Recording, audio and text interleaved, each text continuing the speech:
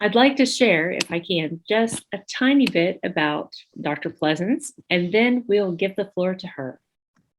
Dr. Angela Pleasance is the Vice President for Clergy and Church Relations for the Wesleyan Covenant Association.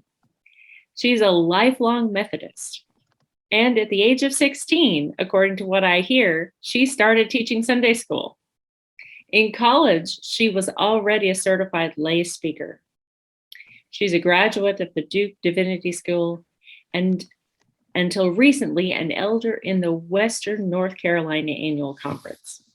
I think she must like North Carolina because she lives in Charlotte at the moment. And I believe, at least it seemed inferred from everything I read, that she pastored for many years. And she served as a district superintendent for 4 years and the chief missional strategist. She's also served as the chairwoman of the conference's board of elders, a member of the board of ordained ministry. She's been a police chaplain for 3 different communities in North Carolina and for the United States Secret Service, which I found very interesting. So, without further ado, Reverend Pleasance, it is our pleasure that you are with us. Thank you for spending this time with us. Thank you. It is so good to be here.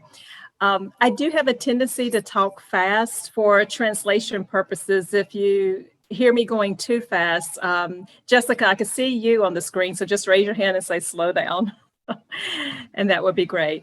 Before I begin, Keith Boyette bring his regrets that he could not be on the call today. He had a death in the family. So he will be leaving town later this afternoon, traveling to Delaware to spend with his family. The funeral, his brother-in-law passed away. He has battled cancer for a couple of years, and the funeral is going to be Friday. So he sends his regrets that he cannot be with you, but he will be with you in January. Also, I found it very fascinating. The person from Croatia, who I see on the screen, one of my sergeants, I still work with law enforcement. One of my sergeants is from Croatia. She just actually went back home over the summer to spend some time. And so here in Charlotte, it's a very eclectic, culturally beautiful place. And there are some authentic Croatian food and Bosnian food. And so I'm always, she drags me to these restaurants, and now I just go freely because the food is amazing. I'm a foodie, and it is amazing. So I have to tell her that I was on a Zoom call with someone from Croatia. And I also saw my friend Reyes from Romania on the call. So it's so good to see him again, which I had an invitation to come to Romania. So I can't wait to do that one day. But it is a pleasure to be here with each one of you. Basically, what I will share is what I have been working on. I started with the Wesleyan Covenant Association on staff in July of this year.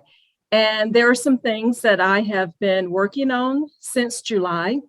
And that's what I will share with you. I know some of the things may be a little different because of how some countries, including the United States, how it's governed as opposed to other places. Jessica, thank you for the information you sent me.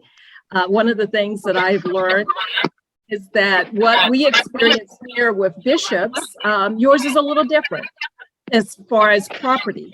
So there will be some things that are slightly different. And so I'm also looking to learn more, which will help me in the work that I'm doing of how many of our Methodist churches in other countries are structured.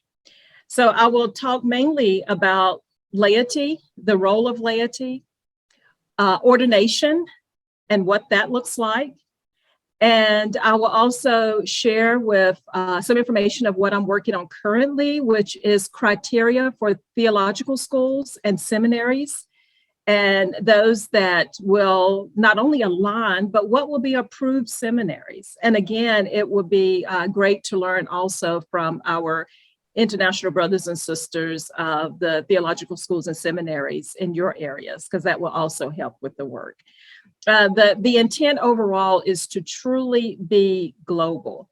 And I will end the presentation that I will give this morning talking about what that means of being global, and we'll share a little bit of the work that we did on a task force. Reyes from Romania was a part of that task force. There were 22 of us globally that worked on race and equality. And we looked at what it will be like to actually be a global denomination, not heavily Western, but actually global. And that is what I'm greatly excited about. So as I begin, as I said, I will first begin with laity. And I will also address a lot of questions that I received through email and from different parts of the world where people are asking, where will I have a part? Where will I have a place? So that will be incorporated in what I share. One of the things that excite me is the focus that will be upon laity. A lot of the leadership will come from not so much heavily bishops, but from our local churches, from our local congregations. The focus will be upon laity being in partnership with our clergy.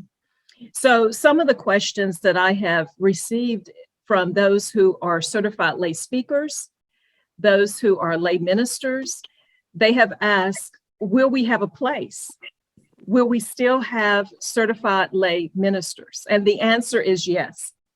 In paragraph 402 of the Transitional Book of Doctrines and Disciplines, there's a section in there on certified lay ministers. So if there is someone who is already a certified lay minister, they have completed their educational requirements as a certified lay minister, they will be able to transfer over into the Global Methodist Church as a certified lay minister.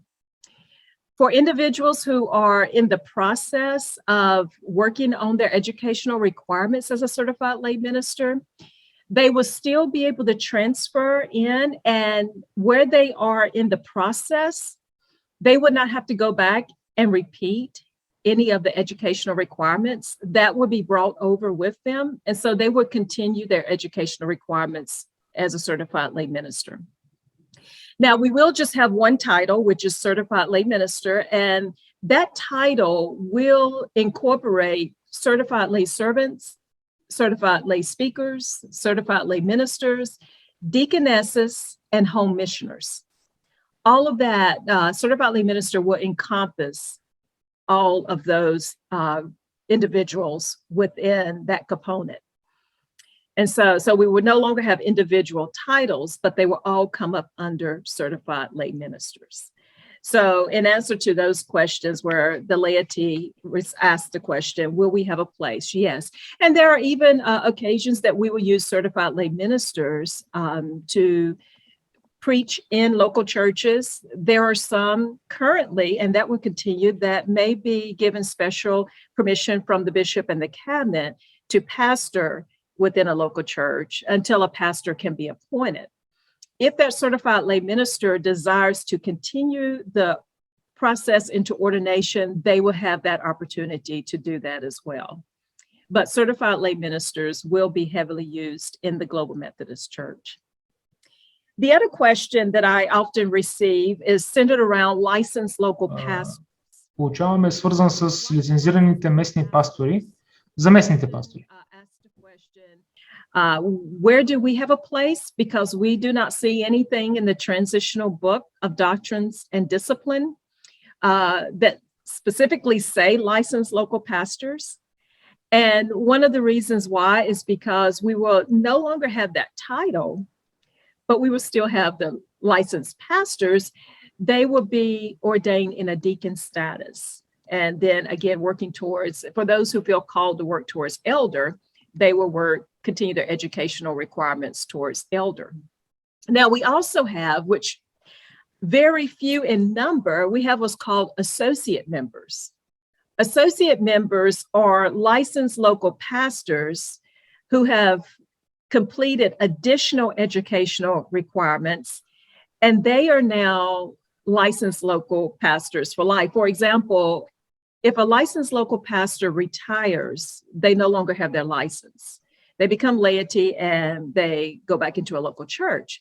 But as an associate member, after completing additional educational requirements, once they retire, they can maintain their license.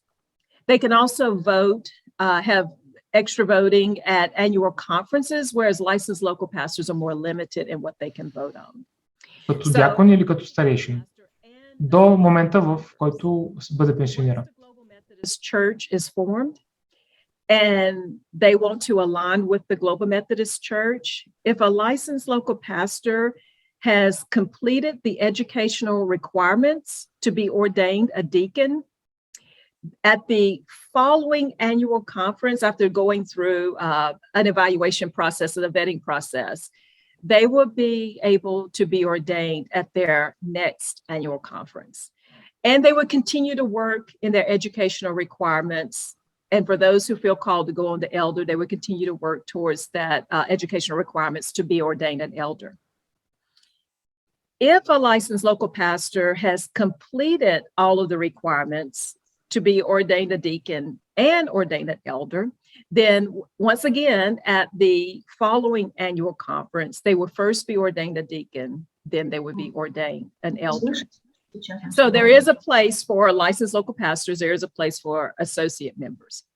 Now, another question that I receive for those who are ordained deacons, they often wonder, well, does this mean that we're just a stepping stone to be an ordained an elder? And the answer to that is no. And one of the reasons why is how the Global Methodist Church views the ordination process.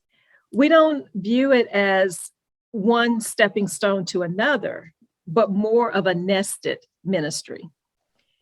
So it's more like a nested ministry or a linear ministry instead of a ministry that's going off in different branches.